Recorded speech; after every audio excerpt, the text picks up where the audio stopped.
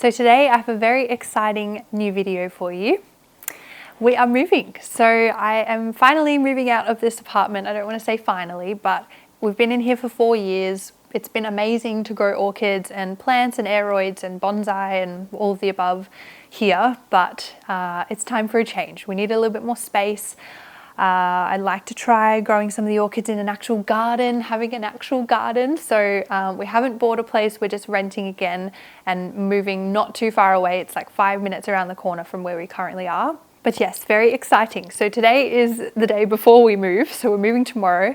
Most of the house is packed up. I haven't actually done anything, as you can see with the orchids behind me. Nothing's really changed. They're all still in their spots and probably will stay in their spots until we need to move them. The only sort of things that we've done in preparation is give a lot of the orchids and the plants some sea salt a week before we're planning on moving. So last weekend we gave them some sea salt to try and help with the shock of moving, but we're not going to water them at all now until they're in their new environment. So yeah, I'm not too sure of really what this video is going to entail, how it's all going to go, but hopefully by the end of the video I will be in my new setup and can show you roughly how things are going.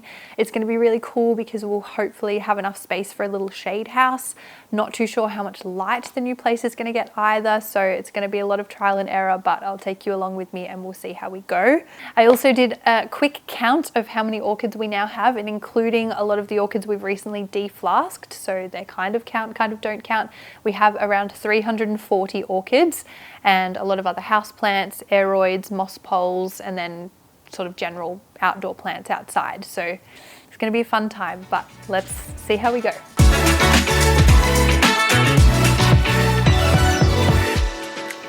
And welcome to the new grow space. This is so exciting.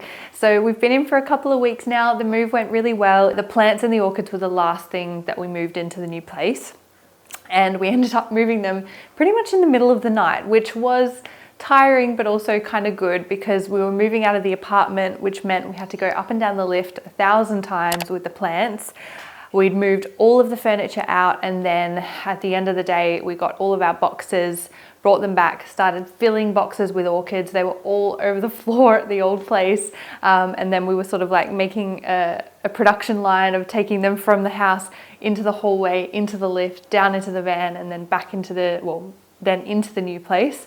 So it was a lot of effort, but I would recommend getting either a heap of boxes or containers with lids that you can put the orchids or your plants in. The main reason we didn't use containers is because a lot of the orchids are currently in spike, particularly the Phalaenopsis, and their spikes were sort of in weird ways, and it was only going to work if we put them all in boxes together and had them like leaning over the sides of the boxes and out. So it took a bit longer than it probably would if nothing was in spike and you could fill things and put lids on and stack them on top of each other. But it worked really well having a big van. We also had a van that had hanging space as well, so it had like a little mesh on the wall in between like the driver's seat and the van cabin area, I suppose you'd say. Yeah, we hung a heap of our hanging orchids and like dendrobiums and stuff like this little guy, all of these all over the wall of in the van, the mesh wall. And the vanders and things as well that helped to sort of hold them on. That was amazing use of space in the van. I want to say we did maybe like 3 or 4 trips of plants, which was a bit more than I was initially expecting, but as I said, we weren't stacking them to the roof or anything, and it's only a 5-minute drive from the old place to this place. So it kind of meant that it was fine to just do multiple trips. Yes, it took longer. Yes, it was more effort, but it was faster to pack them when we could just not have to really Tetris them. Yeah, but it went well. Everyone's in. The plants were pretty much the first thing that we set up in the new place before we even got cutlery or crockery out to eat and drink. The plants were the priority. So you can see the setup does look quite similar to what I had at the old place. The shelf, the tiered shelf is still here. I've got a couple of shelves slightly closer together. This is the front room of the house, so the entrance. So the first thing you see when you walk in the door is the orchid room, which is amazing. I've got moss poles to my left, to your right. So everything's kind of in one place, and then all the orchids that were on the balcony are outside, which I'll show you in a little while.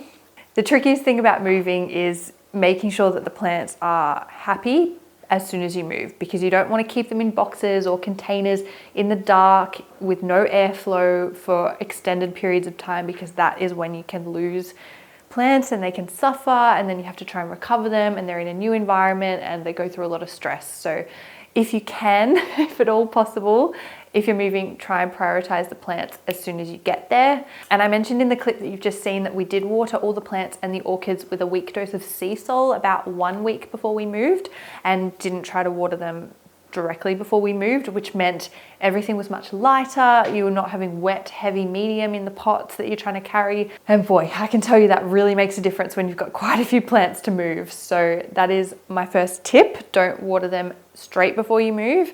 But that means you can also water them pretty quickly once they're in the new place, which is great because it means you can give them another dose of sea salt, help them with the shock, help them with the temperature change.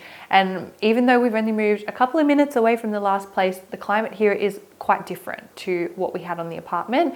We're also getting quite different light. I believe this window is east facing because the sun rises over there. It's still mid-morning here at the moment, so they are actually getting some sun from these windows here, which is lovely. We can open up the windows so that they can get some airflow too. I do have the humidifier going because it's still been cool. It's now spring, yay. It's spring here, but we have still been getting some cool mornings and evenings. So we've had the heater on, and the humidifier just sort of helps boost the humidity so the air is not really dry for all the orchids, because I can tell some of them are starting to suffer a little bit, particularly the warm to hot growing ones, and the Vandas starting to look a little bit sad, which they did at the end of last winter too. So hopefully the weather starts to warm up quite quickly and we can transition them all outside. That would be amazing, because you'll notice that I do have one of the black shelves, the black metal shelves that was outside on the balcony. It's here in front of me at the moment with all the Vandas, a lot of the ones that were outside, a lot of the hanging orchids. They're all sitting there for now because I haven't had a chance to hang any hooks or anything in the new place. I'm still trying to figure out the setup and where the best light is a little bit more. So yeah, they're all just chilling there for now, looking very overcrowded. So this room will have a lot more space once we get to move everything outside. So yeah, a couple of changes to my growing conditions. I now have a lot more space, which has already proven quite dangerous because we've bought quite a few more things since we've been here already. It also means that we can spread the orchids out a little bit more and actually give them a bit more room to grow and see them a bit better. And hopefully as a result of that, they can be more healthy and we can check them for pests more easily, more regularly, that sort of thing. So yeah, but I might show you around the inside space now and give you a quick update on how all of the little ones are doing, and then I'll take you outside and show you the situation out there. Okay, so this is the Vanda shelf that I was talking about, the black shelf that was outside at the apartment. So yeah, you can see a lot of the dendrobiums, the tolumnias, all these things, there's too many to count, are all hanging here. One of the really exciting things that I wanted to show you that we noticed right when we were moving, where is it? Oh, there it is. So Dendrobium caniculatum has a flower spike, you guys, look. You can't see it, it's just here. Sorry, everything's a little bit overexposed. I'm still getting used to the lighting at the new place. It has a flower spike. I'm so beyond excited. Seeing as it had to be inside at the last place and here, obviously, because it likes warmer growing conditions. They grow in northern Queensland, naturally, on trees. Obviously, it's happy enough that it's given us a flower spike. And I can't remember if there's one or if there's more. I think there's just one, but so excited. So I will show you when that one blooms, because that is one of the first sort of curly dendrobiums that we've gotten to spike. Otherwise, Vandas, big boy Vandas. This is Luzonica here. We've got Utzii here. They're all just starting to get their winter sort of sadness. Some of them did get a little bit cold and wet as well in their leaves when I've been watering them, which is naughty. I shouldn't do that. But look, yellow leaf there up high, which isn't ideally what you want, but look, it can happen. It has happened. It might drop a couple of leaves. I think it dropped one this side as well. I think when I was spraying it with the hose, some water got lodged in there, and even though it was outside on a warm day, it might have just sat there for too long. and sort of turned it a little bit yellow. So that is the situation with the Vandas. I have also got a few more Rincos. You'll notice if you watched my last video, I talked about my Giganteas, the red and the Alba. This is Rinco Stylist Gigantea Spots. I want to say, is it Spots? Gosh, I've already forgotten its name. Yeah. Spots cross spots. Hopefully you can see that. Yes, Gigantea Spots cross spots. So it's like across itself. I'll pop a little photo in for you so that you can see. But that was super beautiful when it was in bloom. I bought it off eBay. Really happy with that one. It's originally from Rosella Orchids. So very nice. I'm collecting more Giganteas. But yeah, these guys aren't doing too badly. Excuse, I've still got some boxes at the front door there. But yeah, they will be being transitioned to be outside pretty soon, hopefully. It's starting to warm up, but the nighttime minimums are still pretty low, so I'll just hold off for a little bit longer. The Phalaenopsis are all doing really well. They're all starting to come out into flower, which is so nice. Even this white supermarket Phalaenopsis, it just looks so nice. It's got a lot of branching this year in its spikes. And this one you might recognize from last year as well. Nice little red Phalaenopsis. Sorry, we've got some sunlight coming through, which is really nice, but it's making it difficult to get the lighting right for you. All right, and this is the tiered shelf that I had in the corner, same sort of setup. I played around with the setup a lot, changing, you know, the position of the shelves and things, but this was kind of what I landed on, and I'm happy with it for now. A few more Phalaenopsis, whoops, sorry, opening up there. This one, we did have a bit of a damaging morning. Woke up to the sound of crashing, came out, and this one had obviously started opening and the balance had changed in the pot, and it had been like a week or so since I'd last watered it. So this tumbled all the way down and knocked a few things off as it went. It did break this flower spike, which I'm sad about. All the buds are gone now, but look, we did get to see them open for a week or so. So yes, pro tip, if you've got any big Phalaenopsis opening that aren't super steady, put them in a heavy base pot so that they don't tip over like mine did, because that was pretty sad. But what can you do? Catasetums, I am still filming my almost year-long Catasetum update video, but I'll just show you the Catasetums are starting to get their new growths, which is really exciting. New growth, but obviously they're still inside, still no water. There's another one down there. Still no water at the moment, but yeah, they're all still doing really well.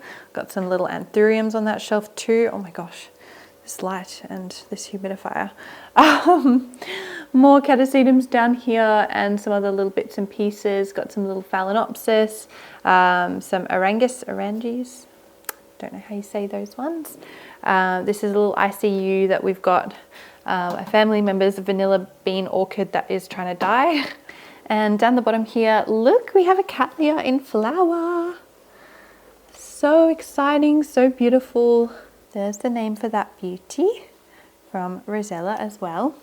But yeah, Cattleyas down here, a few Latoria dendrobiums, which I'll talk to you about soon, another Catasetum, and some Encyclias as well. So some of these, most of these actually, will probably be transitioned outside once it warms up more again.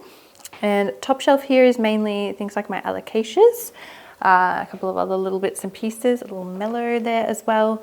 And this is the flask shelf. I don't think I've talked to you guys much about this. You might have seen one of my reels slash YouTube shorts that I made of deflasking some dendrobiums. They are in here. They are all doing amazingly well. It's kind of hard to show you. I'll just zoom in. Hopefully you can see they're all starting to get their new growths that look a bit more mature rather than just like the scraggly flask growths, but they're doing well. There's some Phalaenopsis ones in there, some Catasetum flasks. They're all getting their new growths too, so that's really exciting. I will do a video at some point in the near future to show you what I've done with the deflasking, but look at those new growths. They're so cute. And more, there's lots lots and lots and lots of deflasked orchids, which is so nice. But yeah, wow, so nice to be starting to get some things in flower again. Ooh, so nice. Okie dokie, I hope you can see me and hear me properly because we are outside now for the first time.